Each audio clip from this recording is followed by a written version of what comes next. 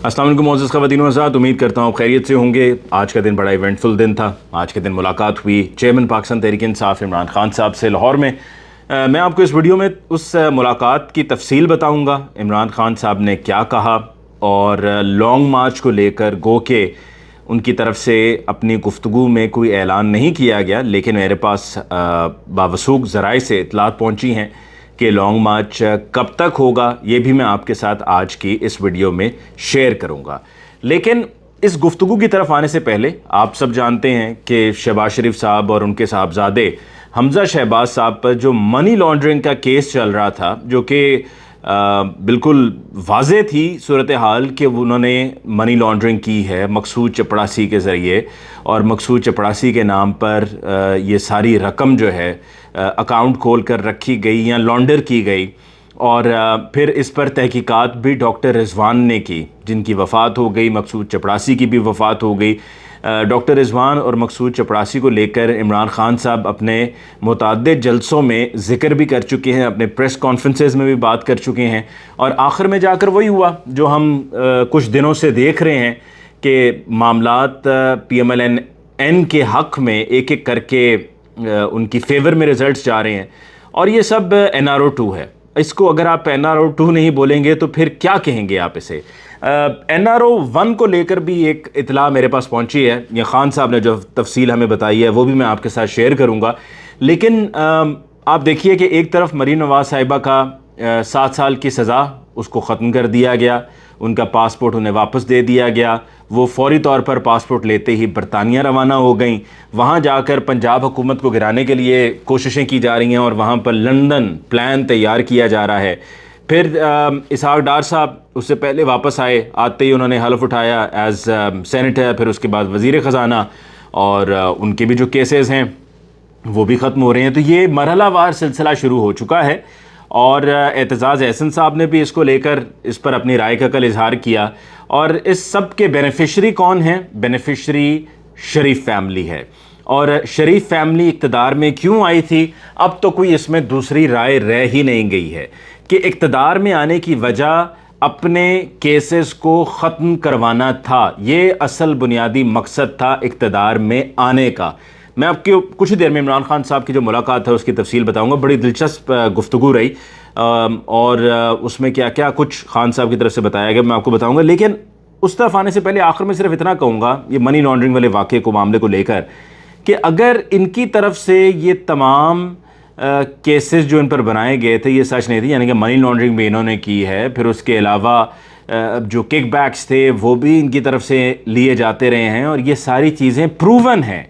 तो अगर ये उन्होंने नहीं की हैं तो फिर किसने की हैं? क्या आपने, मैंने, हम सब ने की हैं? मतलब एक इंसाफ, ऐसा इंसाफ किया जा रहा है जिसको करने के बाद लोगों का इंसाफ पे से एतबार ही उठ जाएगा कि इंसाफ नामी कोई चीज़ भी है। और इंसाफ अगर है ही तो वो सिर्फ शरीफ फैमिली के लिए है। अब से कुछ साल पहले मेरी जब एतजाज़ एहसन साहब से उनके दफ्तर में मुलाकात हुई तो उन्होंने कहा कि जी इन्होंने अपने सरों पर ऐसा तेल लगाया हुआ है कि जब भी इन पर कोई हाथ डालता है ना तो वो फिसल जाता है। ये बात अब से कुछ साल पहले एतजाज़ एहसन साहब ने कही थी, और वो आज सब सही साबित हो रहा है। अब आते हैं जी इमरान खान साहब के साथ होने वाली मुलाकात। इमरान खान साहब आज लाहौर तशरीफ़ लाए, बड़ी उनकी यहाँ पर हेक्टिक रूटीन थी। मैं उनको देख कर कई मरतबा सोचता हूँ कि ये ही इज़ अ मैन और अ मशीन, बिकॉज़ सबसे पहले आज उन्होंने दिन का आगाज़ इस्लामाबाद में वहाँ पर किया, एक तकरीब वहाँ पर थी, फिर उसके बाद इस्लामाबाद हाई कोर्ट गए, फिर उसके बाद लाहौर शहर पहुँचे। लाहौर शहर पहुँच के हम सहाफ़ियों के साथ मुलाकात हुई, फिर उसके बाद उन्होंने डॉक्टर्स के कन्वेंशन बुलाया हुआ था, वहाँ पर ख़िताब किया, फिर उसके बाद उन्होंने ISF, फिर यूथ विंग, फिर उसके बाद शरकपुर का जलसा, मतलब एक के बाद एक। और ये आज का बड़ा हेक्टिक डे उनका दिन गुजरा था। और मैं जब वहाँ पर इमरान खान साहब आए तो मुझे फॉर अ सेकंड लगा कि ज़ाहिर सी बात है उनकी 70 साल उम्र है, बंदा किसी हद तक थक भी जाता है, एग्जॉस्ट हो जाता है, लेकिन जब वो वहाँ पर आए तो बिल्कुल उसी तरह से, हमेशा की तरह जैसा वो आपको टेलीविज़न पर भी दिख रहे होते हैं, शाश बशाश। आज इस सहाफ़ियों की मुलाकात में वहाँ पर हबीब अकरम साहब मौजूद थे, मज़हर बरलास साहब मौजूद थे, हारून रशीद साहब मौजूद थे, राना अजीम साहब मौजूद थे, चौधरी ग़ुलाम हुसैन साहब मौजूद थे, और आफ्ताब इकबाल साहब मौजूद थे। और ये तमाम जो वहाँ पर सहाफ़ी मौजूद थे, इस मुलाकात में आगाज़ जो ओपनिंग रिमार्क्स थे वो चौधरी ग़ुलाम हुसैन साहब के थे, اور ان کا یہ کہنا تھا کہ آج ہم سب یہاں پر جو موجود ہیں یہ وہ ہیں جو پی ٹی آئی کے کاز کو سپورٹ کرتے ہیں اور بغیر کسی لالچ کے، جو سب سے زیادہ امپورٹنٹ بات ہے وہ یہ ہے کہ بغیر کسی لالچ کے کرتے ہیں۔ عمران خان صاحب نے اپنی گفتگو کا آغاز کرتے ہوئے ان سے پہلے کچھ سوالات پوچھے گئے، جس میں ان سے جب ہارون رشید صاحب نے سوال پوچھا تو ہارون رشید صاحب کا یہ کہنا تھا کہ ایک تو انہوں نے کہا کہ جی شیر شاہ سوری کی جب حکومت تھی تو انہوں نے 5 سالوں میں جو کر دکھایا وہ ظاہری سی بات ہے کہ ان 5 سالوں میں نہیں ہو سکتا تھا کہ اگر ان 5 سالوں کے شروع ہونے پر ہی وہ سارا پلان ترتیب دیا جاتا اور وہ سارے پروجیکٹس اور وہ سڑکیں اور وہ سارے معاملات مکمل کیے جاتے۔ حکومت میں آنے سے پہلے ہی ان کا پلان تیار تھا، ظاہر یہی ہوتا ہے، ان کا کہنا تھا کہ جی پلان تیار تھا، تو جیسے ہی ان کو حکومت ملی، اقتدار ملا تو انہوں نے اس کو ایگزیکیوٹ کیا۔ اور ساتھ میں عمران خان صاحب کو ہارون رشید صاحب نے ایک مشورہ دیا ہے کہ امریکہ پر مزید اب تنقید یا بات نہ کریں، صرف اتنا کہہ دیا جائے کہ امریکہ کو صرف یہ پیغام دے دیا جائے کہ ہم اپنے آپ کو امریکہ کے خلاف استعمال نہیں ہونے دیں گے، اور جس پر ہارون رشید صاحب کا یہ بھی کہنا تھا کہ جس پر چائنا کو بھی کوئی اعتراض نہیں ہوگا۔ دیگر صحافیوں نے بھی یہ بات کی جس میں بیوروکریسی کی بات ہوئی کہ جی بیوروکریسی کو ٹھیک کرنے کی ضرورت ہے، پولیس ریفارمز کی ضرورت ہے، جوڈیشل ریفارمز کی ضرورت ہے، کانسٹیٹیوشنل ریفارمز کی ڈیفینیٹلی ضرورت ہے،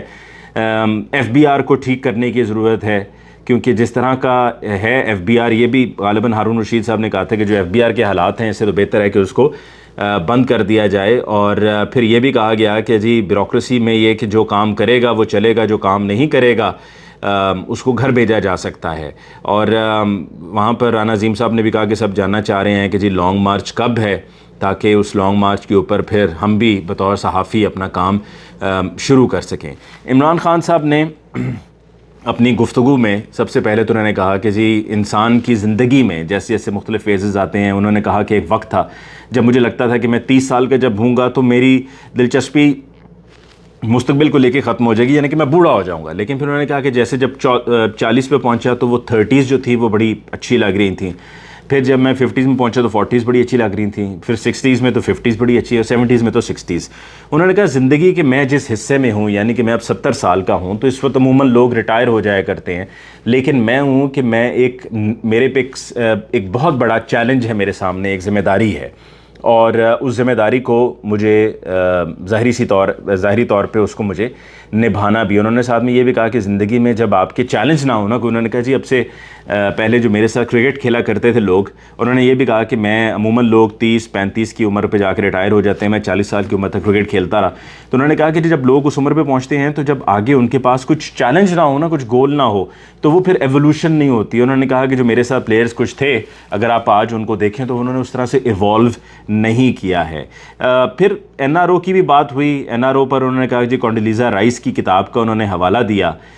کہ جس میں کونڈیلیزا رائس نے یہ لکھا کہ میں نے بے نظیر بھٹو اور پرویز مشرف کے درمیان میں نے این آر او کروایا، یعنی کہ ڈیل کروائی، اور ادھر مشرف نہیں مان رہا تھا، ادھر محترمہ بے نظیر بھٹو نہیں مان رہی تھی، پھر میں نے دونوں کو منایا، قائل کیا، اور یہ میری بہت بڑی کامیابی ہے، اور اس طریقے سے یہ معاملہ سارا طے ہوا تھا۔ یہ وہ این آر او کے حوالے سے عمران خان صاحب نے کہا۔ اس کے علاوہ عمران خان صاحب نے یہ بھی بتایا کہ ہم اگر میری جو انہوں نے شیر شاہ سوری والی بات تھی اس پر انہوں نے کہا کہ جی دیکھیں شیر شاہ سوری کے پاس جتنی طاقت تھی اگر میرے پاس ہوتی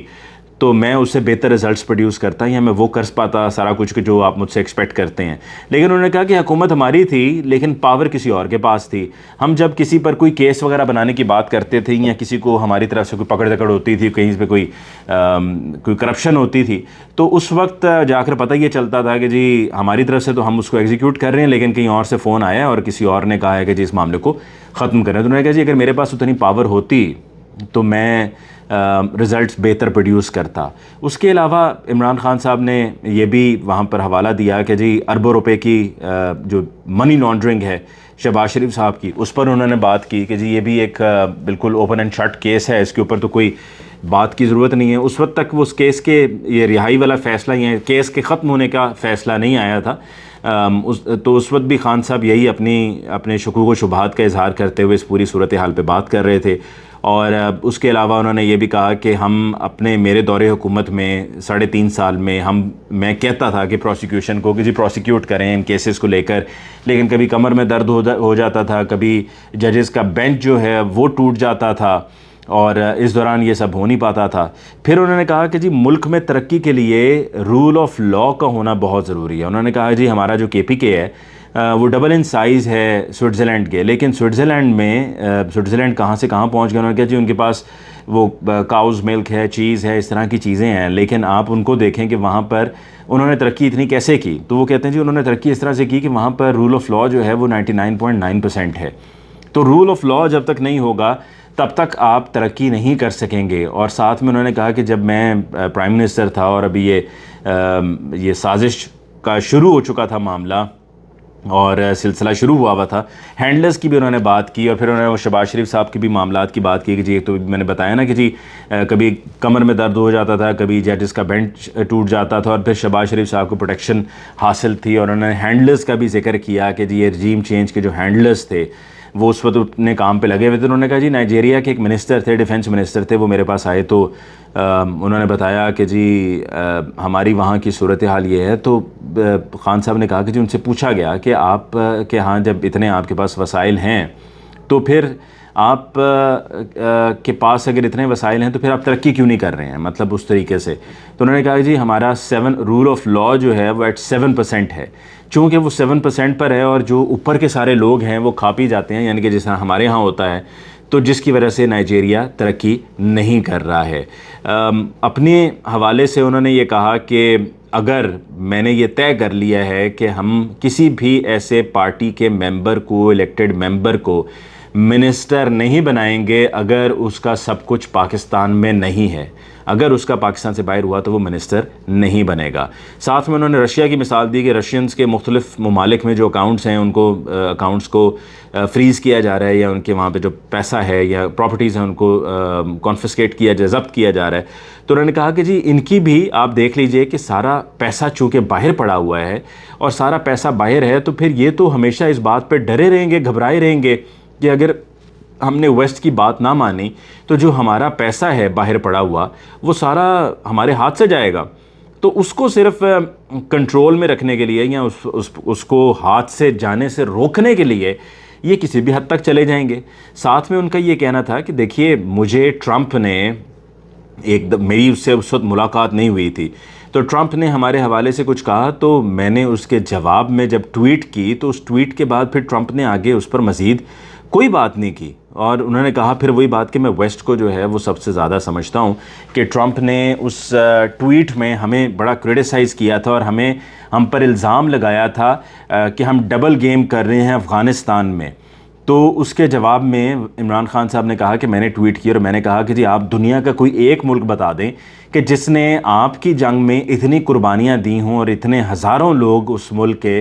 شہید ہو گئے ہوں اس دہشت گردی کے خلاف جنگ میں, جس پر یہ کہتے ہیں کہ میری وہ ٹویٹ تھی. اور اس ٹویٹ کے بعد پھر ٹرمپ نے دوبارہ کوئی بات نہیں کہی, بلکہ جب میں وہاں پہ مجھے بلایا, انوائٹ کیا اور بڑا اچھا انہوں نے ریسیپشن میرے لیے رکھا. عمران خان صاحب نے ساتھ میں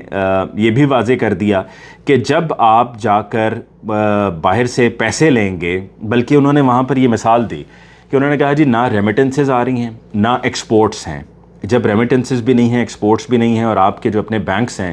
ان کی کریڈٹ ریٹنگ بہت نیچے آ گئی ہے, تو پھر پیسہ کوئی نہیں دے گا.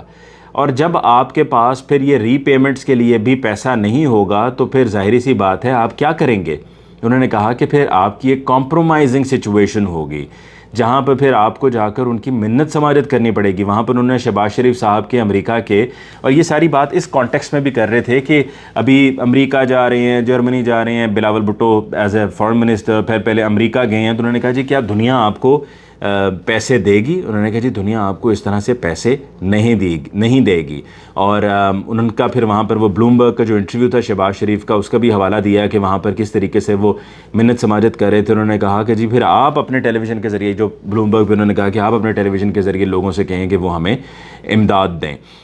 یہ عمران خان صاحب کی آج کی ملاقات تھی کہ جس میں انہوں نے اپنی سوچ, اپنی رائے کا اظہار کیا انہوں نے, اور ان تمام نکات پر انہوں نے کھل کر بات کی, جو کہ ان کا کہنا بالکل درست تھا. انہوں نے لانگ مارچ کے حوالے سے, جیسے کہ میں نے اس ویڈیو کے آغاز میں کہا تھا کہ انہوں نے نہیں بتایا کہ میں لانگ مارچ کی کال کب دینے جا رہا ہوں, لیکن میرے باوثوق ذرائع سے مجھے پتہ چلا ہے کہ اگلے 8 سے 10 روز میں